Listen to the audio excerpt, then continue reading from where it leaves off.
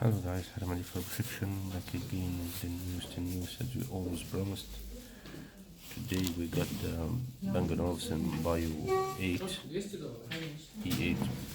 Guys, I don't advise you to buy this shit at all. Her voice are so weak. You know, I tried now, compared with my iPhone. Her voice are so weak. You know, it's not deserve her money. Trust me, her voice are so less. She don't deserve the money. Stay away from the shit. I am impressed. I thought that I'm gonna hear Bang Olufsen sound high, sound cool. No, her sound are so soft, are so normal. Boss sound sports better. I advise you guys stay away. Except that to bear it is so headache and so annoying. Touching is not comfortable up and down.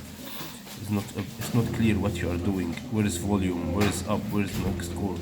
It's not comfortable at all. My advice to you guys, stay away from the shit. It's not deserve the money. Thanks for watching, and we'll see you again in another video. And I'm so sad that I spent money in this piece of shit.